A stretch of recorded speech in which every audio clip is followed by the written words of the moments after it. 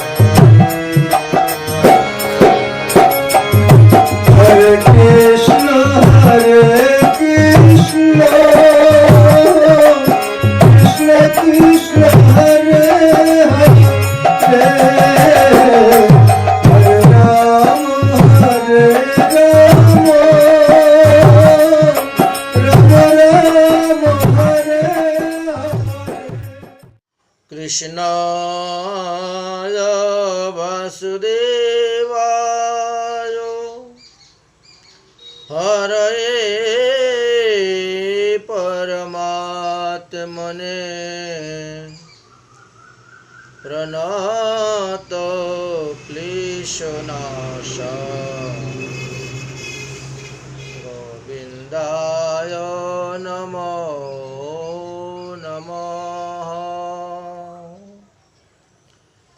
শুধু ভক্তবৃন্দগণ, আগামী নির্জলা একাদশী ব্রত যেটা পড়েছে আমাদের,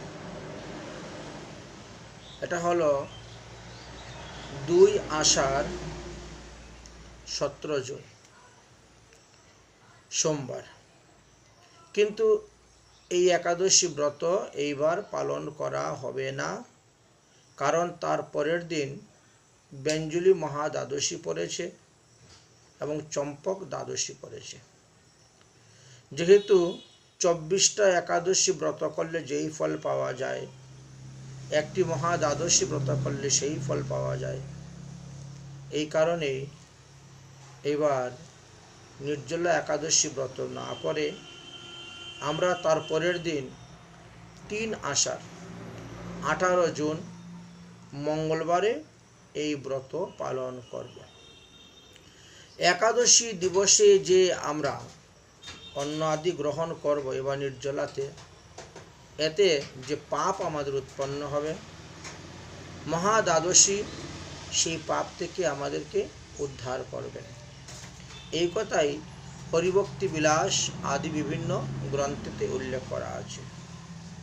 কারণ শুদ্ধ একাদশী ব্রত থাকা সত্ত্বেও তার পরের দিন যদি বেঞ্জলি আদি অষ্ট মহা দ্বাদশী ব্রত পড়ে, তাহলে শুদ্ধ একাদশী ব্রত ত্যাগ করে দ্বাদশীতেই ব্রত আচরণ করতে হবে।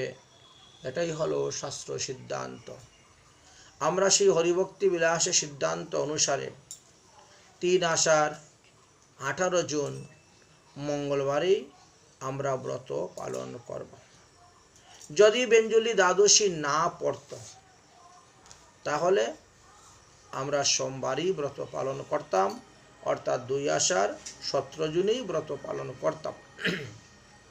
একাদশী হইতে দ্বাদশী সর্বশ্রেষ্ঠ মানা হয়েছে সমস্ত শাস্ত্র পুরাণে। এই জন্য আমরা বেঞ্জলি মহা দ্বাদশীতেই ব্রত আচরণ করব। এই বিষয়ে আমরা বিস্তারিতভাবে আরও কিছু আলোচনা করে আপনাদেরকে পরিষ্কার করে দিব কেন আমরা শুদ্ধ একাদশীতে ব্রত না করে দ্বাদশীতে ব্রত আচরণ করতেছি, তার কারণটি। এখন আমরা নির্জলা একাদশীর ব্রতর মাহাত্ম্য কথা বলবো, আর তারপরে গিয়ে বেঞ্জলি দ্বাদশীর মাহাত্ম্য কথাও বলবো। এই জ্যৈষ্ঠ মাসকে বৈষ্ণবীয় ভাষা অনুসারে বলা হয় ত্রিবিক্রম মাস। এই মাসের শুক্লপক্ষে যে একাদশী হয় তাকে নির্জলা একাদশী বলা হয়। এই নির্জলা একাদশী ব্রতের মাহাত্ম্য কথা পদ্মপুরাণে দেওয়া আছে। কোনো এক সময়ে যুধিষ্ঠির মহারাজ পঞ্চপাণ্ডব ভাইদেরকে সঙ্গে করে নিয়ে বসেছিলেন, আর সেই সময়ে ভগবান শ্রীকৃষ্ণ সেখানে উপস্থিত ছিলেন। তো বিভিন্ন শাস্ত্রতত্ত্ব কথা ভগবানের শ্রীকৃষ্ণের সঙ্গে আলোচনা করতে করতে যুধিষ্ঠির মহারাজ জিজ্ঞাসা করেছিলেন যে এই নির্জলা একাদশী ব্রতের মাহাত্ম্য কথা বর্ণন করার জন্য। তখন ভগবান শ্রীকৃষ্ণ এই নির্জলা একাদশী ব্রতের মাহাত্ম্য বর্ণন করেছিলেন। তারপরেও আমরা দেখতে পাই নারদ ব্যাসদেব এবং যুধিষ্ঠির সংবাদের মধ্যেও এই নির্জলা একাদশী ব্রতের কথা জানা যায়। সেটাও আমরা আস্বাদন করব। কোনো এক সময়ে মহারাজ যুধিষ্ঠির পরম পূজ্য শ্রীকৃষ্ণ দ্বৈপায়ন বেদব্যাসজিকে দণ্ডবতে প্রণাম করে বললেন, হে প্রপিতামহ, আপনি যথাযথভাবে বৈষ্ণব ধর্ম সম্পর্কে অবগত আছেন। আমি আপনার শ্রীবদন হইতে সেই বৈষ্ণব ধর্মের সুসিদ্ধান্ত সার বস্তুগুলি আস্বাদন করতে চাই। আপনি কৃপা করে আমার নিকটে বলুন। শ্রীকৃষ্ণদেব বেদব্যাসজি বলিলেন, হে মহারাজ, উভয় পক্ষের একাদশী তিথিতেই ভোজন করিবে না। এটাই হলো বৈষ্ণব ধর্মের একটি অঙ্গ। 64 প্রকার ভক্তির অঙ্গের মধ্যে একাদশী হলো একটি অঙ্গ। যদি একাদশী ব্রত ত্যাগ করা হয় তাহলে তার ভজনের অঙ্গহানি হয়, ভক্তি দেবীর কৃপা লাভ করা যায় না। অতএব তোমরা সপরিবারে উভয় একাদশীতেই কখনো অন্ন আদি পঞ্চরবিশিষ্য ভোজন করিবে না। সর্বদাই একাদশী ব্রত পালন করিবে। যতদিন দেহের মধ্যে প্রাণ আছে ততদিন তোমরা একাদশী ব্রত পালন করে যাও, কখনো একে ত্যাগ করিও না, কখনো ছাড়িও না। দ্বাদশী দিনেও স্নানাদিপূর্বক শুচি হয়ে প্রথমেই শ্রীকৃষ্ণের পূজা করিবে, তারপরে ব্রাহ্মণদেরকে ভোজন করাইয়া তুমি নিজ কৃতকর্ম সমাপ্ত করিয়া ভোজন করিবে, অর্থাৎ গুরুদেবের দেওয়া মন্ত্র স্মরণ, আহ্নিক জপাদি ইত্যাদি সমাপ্ত করেই ভোজন করিতে হয়। যে সমস্ত ব্যক্তিগণ স্বর্গাদি বিভিন্ন লোক লাভের ইচ্ছা করিতেছে, যে সমস্ত ব্যক্তিগণ সর্বপাপ হইতে মুক্তি লাভ করতে চাচ্ছেন, যে সমস্ত ব্যক্তিগণ বিষয় সুখ ইন্দ্রিয় সুখ লাভ করতে চাচ্ছেন, তারা যতদিন জীবিত থাকবেন ততদিনই উভয় পক্ষের একাদশী ব্রত পালন করিবেন, ইহাতে কোনো সন্দেহ নেই। এই একাদশী ব্রত হল হরিতোষণী ব্রত। একাদশী ব্রতের দ্বারা শ্রীহরি যতটা সন্তুষ্ট হন, অন্য কোনো ব্রত, অন্য কোনো দান, অন্য কোনো স্নান, অন্য কোনো তীর্থ ভ্রমণের দ্বারাও তিনি ততটা সন্তুষ্ট হন না। অতএব ভগবানকে সন্তুষ্ট করার জন্য, ভগবানের প্রীতির জন্য, ভগবত কৃপা লাভের জন্য একাদশী ব্রত অত্যন্ত উত্তম। শ্রী ব্যাসদেবের বাক্য শ্রবণ করিয়া তখন পঞ্চপাণ্ডবের মধ্যে ভীম তিনি বলিতে লাগিলেন, হে প্রপিতামহ, আমি কি করে ব্রত থাকব? কারণ আমার ভিতরে বৃক নামক একটি অগ্নি প্রজ্বলিত আছে, যার ফলে আমাকে কিছুক্ষণ পরপরই আহার করিতে হয়। আমি ক্ষুধা সহ্য করতে পারি না। তাহলে এই নির্জলা একাদশী ব্রত আমি কেমন করে পালন করতে সমর্থ হইব? ভীমের বাক্য শ্রবণ করিয়া ব্যাসদেব বলিলেন, হে ভীমসেন, যদি স্বর্গাদি লাভে তোমার ইচ্ছা থাকে তবে উভয় পক্ষের একাদশীতেই কখনো ভোজন করিবে না। একাদশী দিনে যতগুলো অন্ন গ্রহণ করা হয় তত হাজার বৎসর কুম্ভীপাক নরকে গিয়ে বাস করিতে হয়। যদি তুমি একাদশীতে নির্জলা থাকতে না পারো তাহলে ফলমূল, জলাদি 8 প্রকার দ্রব্য গ্রহণের দ্বারা ব্রত নষ্ট হয় না, সেইগুলোও পালন করিতে পারো। তদুত্তরে ভীমসেন বলিলেন, হে পিতামহ,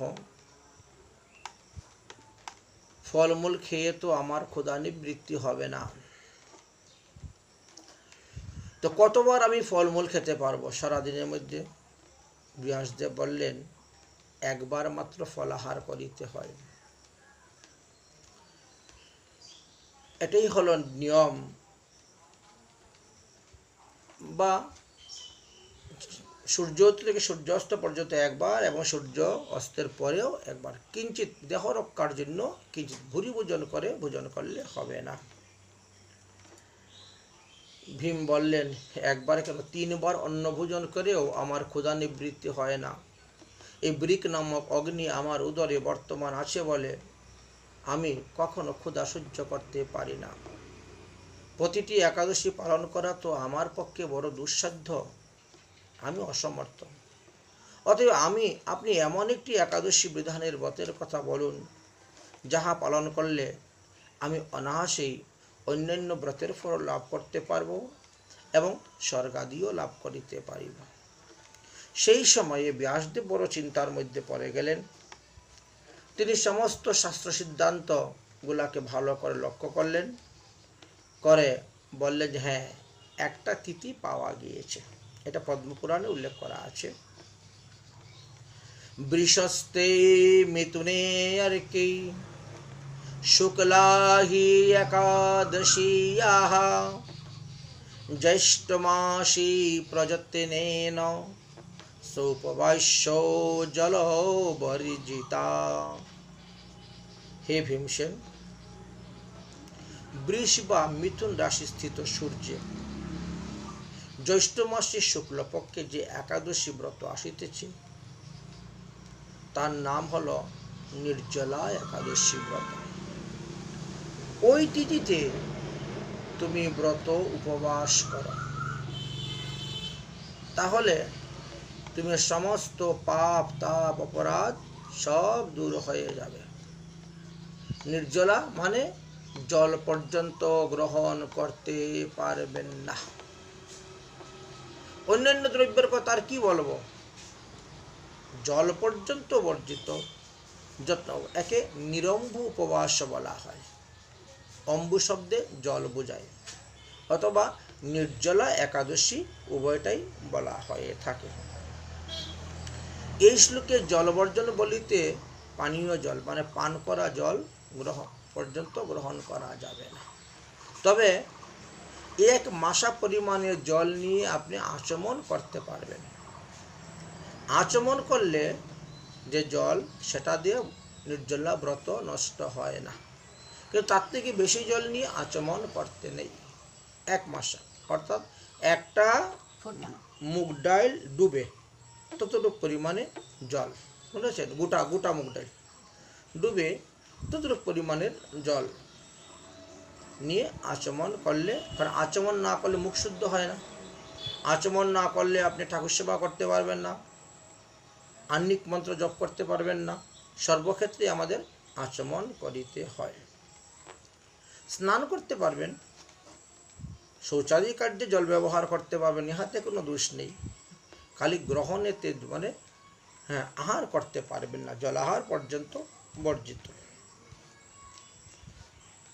তাহলে আচমন করার সময় কুশাগ্র পরিমিত জল নেবেন, বা স্বর্ণমাসা বা শস্য জলের মধ্যে ডুবে সেই পরিমিত জল নিয়ে আচমন করিবে।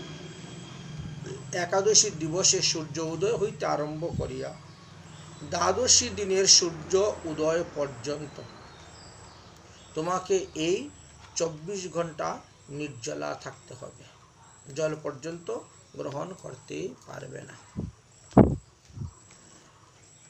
তাহলে তুমি 12টি একাদশী ব্রতের ফল তুমি লাভ করিতে পারিবে। দ্বাদশী দিবসে সূর্য উদয় হওয়ার পূর্বেই তুমি স্নানাদি কার্য সম্পূর্ণ করিবে, ভাগবত পূজা অর্চন, মন্ত্রস্মরণ, আহ্নিক আদি যা কিছু আছে সমস্ত জপাদি কার্য সম্পূর্ণ করিবে। তারপরে ব্রাহ্মণ বৈষ্ণবদিগকে যথাবিধি অন্ন, জল, সুবর্ণ, গাভী ইত্যাদি দান করিবে। ব্রাহ্মণ ভোজনের পর কুটুম্ব সহ সপরিবারে তুমি স্বয়ং ভোজন করিবে। এইরূপে একাদশী ব্রত পালন করিলে যে পুণ্যফল লাভ হইবে সেটাই তোমাকে বলিতেছি, তুমি শ্রবণ করো। সংবৎসরস্য ইয়া মধ্য একাদশী ভবন্তি তাসাং ফলমাপ্নোতি পুত্র মে নাত্র সংশয়। হে পুত্র ভীম, সমস্ত বৎসরের মধ্যে যতগুলো একাদশী ব্রত আছে, এই নির্জলা একাদশী ব্রতের দ্বারা তুমি সমস্ত একাদশী ব্রতের ফল লাভ করিতে পারিবে, ইহাতে কোনো সন্দেহ নাই। অতএব হে পুত্র, বৈদিক ব্রত এবং লৌকিক ব্রত এই সমস্ত ধর্মের দিকে তুমি দৃষ্টি না দিয়ে একমাত্র ভগবান শ্রীকৃষ্ণের চরণে শরণাপন্ন হয়ে যাও, আর একাদশীতে তুমি নিরাহার থাকো, তবেই তুমি সমস্ত পাপ হইতে মুক্তি লাভ করিতে পারিবে। হে ভীমসেন, উভয় পক্ষের একাদশীতেই ভোজন করিবে না। যদি তুমি নির্জলা থাকিতে অসমর্থ হও, অন্যান্য একাদশীতে তুমি ফলমূল একবার আহার করিবে, কিন্তু জ্যৈষ্ঠ মাসের শুক্লপক্ষীয় একাদশীতে জলপান পর্যন্ত বর্জন করিতে হইবে। এই একাদশী ধনধান্য সম্পদ প্রদান করেন, পাপ নাশ করে, পুণ্য প্রদান করেন, ইহা শাস্ত্র বচন।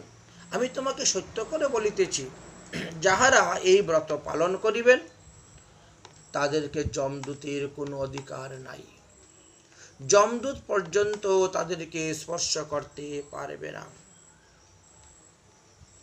পীতবসনধারী বিষ্ণুদূত গণেশে এই একাদশী ব্রতপরায়ণ ব্যক্তিদেরকে দিব্য বিমানের মধ্যে বসিয়ে বৈষ্ণব ধাম বিষ্ণুলোকে লইয়া যাইবেন। অতএব সর্ব প্রযত্নে এই নির্জলা একাদশী ব্রত তুমি পালন করো। তুমি এই ব্রত কখনো ত্যাগ করিও না, এতে তোমার মঙ্গল হবে, তোমার কল্যাণ হবে। তোমার মঙ্গলের জন্য আমি এই বিধান তোমাকে বলিলাম।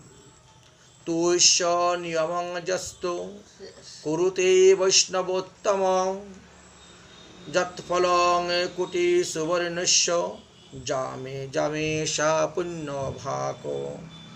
যে বৈষ্ণব গণ এই একাদশী ব্রততে জলবর্জন করিবেন, অর্থাৎ নির্জলা ব্রত থাকিবেন, একাদশী উপবাসের ফলে একাদশী দেবী তিনার সমস্ত মনোবাসনা পূর্ণ করিবেন। যে যতক্ষণ পর্যন্ত নির্জলা থাকতে পারবে ততক্ষণ নির্জলা ব্রতের ফল তিনি লাভ করতে পারবেন। অর্থাৎ প্রতি প্রহরে প্রহরে এই একাদশী ব্রত কোটি সুবর্ণ দানের ফল লাভ করা যায়। যদি কেউ সূর্যোদয় থেকে 9টা পর্যন্ত কোনো কিছু জল আহার না করে তাহলে এক প্রহর নির্জলা ব্রতের ফল লাভ করতে পারবেন। আর যদি 12টা পর্যন্ত জল গ্রহণ না করেন তাহলে 2 প্রহর নির্জলা ব্রত হয়ে গেল। বিকাল 3টা পর্যন্ত জল গ্রহণ না করলে 3 প্রহর নির্জলা ব্রতের ফল। সন্ধ্যা পর্যন্ত জল গ্রহণ না করলে 4 প্রহর নির্জলা ব্রতের ফল লাভ করলেন। ঠিক তেমনিভাবে রাত্রি জাগরণেরও ফল পাওয়া যায় প্রতি প্রহরে প্রহরে। এখন গরমের সময় সাধারণত মানুষ ঘুমাতে ঘুমাতে রাত্রি 12টা বেজে যায়। তো 12টা পর্যন্ত যদি কেউ সজাগ থাকে, জাগরণ থাকে, তাহলে তার 2 প্রহর রাত্রি জাগরণের ফল লাভ করল। এইভাবে একাদশী মহারানী ফল প্রদান করে থাকেন। স্নানং দানং জপ হোম দ্বাদশং কুরুতে নর তৎসর্বাঞ্চ ক্ষয়ং প্রাপ্তম এতৎ কৃষ্ণস্য ভাষিতম। এই কথা স্বয়ং ভগবান শ্রীকৃষ্ণ বলে গিয়েছেন। যে মানুষ একাদশী ব্রতেতে নির্জলা থাকিবেন, দ্বাদশীতে গঙ্গা স্নান দান জপ হোম যাহা কিছু করিবেন, তৎসমুদয় তার অক্ষয় অভ্যয় অমর হয়ে থাকবে। হে ভীমসেন, অন্যান্য ধর্মের আর কি প্রয়োজন? অন্য ধর্ম আচরণের বা কি প্রয়োজন? শুধুমাত্র এই পবিত্র নির্জলা একাদশী ব্রত উপবাসের দ্বারা তুমি তো উদ্ধার হইবে, তোমার শতকুল উদ্ধার হইবে। অতএব তুমি এই ব্রত পালন করো, এই ব্রতকে কখনো ত্যাগ করিও না। যে ব্যক্তি ভক্তিপূর্বক এই নির্জলা একাদশী ব্রতের মাহাত্ম্য কথা শ্রবণ করিবেন বা অন্য নিকটে কীর্তন করিবেন, তাহারা উভয়ই স্বর্গপ্রাপ্ত হইয়া তাকে নিহাতেই বিন্দুমাত্রও সন্দেহ নাই। এই কথা বলে ব্যাসদেব সেখান থেকে বিরত হলেন। যাই হোক, এই ছিল নির্জলা একাদশী ব্রতের মাহাত্ম্য কথা। তারপর থেকে এই নির্জলা একাদশীকে পাণ্ডবা একাদশী নামে পরিচিত হয়ে গেলেন। যেহেতু পঞ্চপাণ্ডবরা করেছিলেন, এই জন্য পাণ্ডবা একাদশী নামেই প্রসিদ্ধ। সবাই তখন একে পাণ্ডবা একাদশী বলে পালন করিয়া থাকেন। তো যাই হোক, এই বছর যে আমাদের এই নির্জলা একাদশী বা পাণ্ডবা একাদশী পড়েছে 2 আষাঢ় 17 জুন সোমবার, কিন্তু সেই দিন আমরা ব্রত করব না, যেহেতু তার পরের দিনে মহাদ্বাদশী ব্রত পড়েছে। বেঞ্জলি মহাদ্বাদশী আবার চম্পক দ্বাদশী, যার কারণে আমরা দ্বাদশীতেই ব্রত করব। আপনারা সবাই 3 আষাঢ় 18 জুন মঙ্গলবারই ব্রত করবেন। কিন্তু এই বছরে পারণের সময়টা না একেবারে অল্প সময়। সূর্য উদয় হওয়ার পর 5:52 মধ্যে আমাদের এই ব্রতের পালন করতে হইবে। যথাসময়ে যদি পালন করতে না পারেন তাহলে এই দ্বাদশী ব্রতের ফল লঙ্ঘন হয়ে যাবে, এতে প্রত্যয় হবে, লোকসান হবে। 1 বৎসরে যতগুলি একাদশী করেছেন বা দ্বাদশী ব্রত করেছেন সমস্ত ব্রতের ফল নষ্ট হয়ে যাবে। তাই পালনের সময়টা খুব ভালো করে লক্ষ্য করে আপনারা পালন করবেন। যেহেতু এই বছর এই একাদশীর পালনের সময়টা, এই বেঞ্জলি মহাদ্বাদশী ব্রতের পালনের সময়টা অতি অল্প সময়। তো যেখানে যাদের সূর্য উদয় হচ্ছে যেভাবে, সেই অনুসারে আপনারা দেখে নেবেন। আমাদের মথুরা বৃন্দাবনে 5:26 সূর্য উদয় হচ্ছে। কলকাতা তার 27 মিনিট আগেই সূর্য উদয় হয়ে যাচ্ছে, অর্থাৎ 4টা কত মিনিটে জানি সূর্য উদয় হচ্ছে। তো সেইভাবেই 5:52 মধ্যেই আমাদেরকে যে কোনো প্রকারই পালন করতে হবে। যদি আপনার এত সকালে রান্না করে ভোগ দেওয়া সম্ভব নয়, তাহলে জগন্নাথের মহাপ্রসাদ মুখে দিয়ে আপনি পালন করবেন, অথবা চিরাভোগ দিয়ে, দ্বাদশীতে চিরাভোগ অত্যন্ত প্রসিদ্ধ, দিয়ে পালন করবেন, তবেই আপনার ব্রত রক্ষা হবে।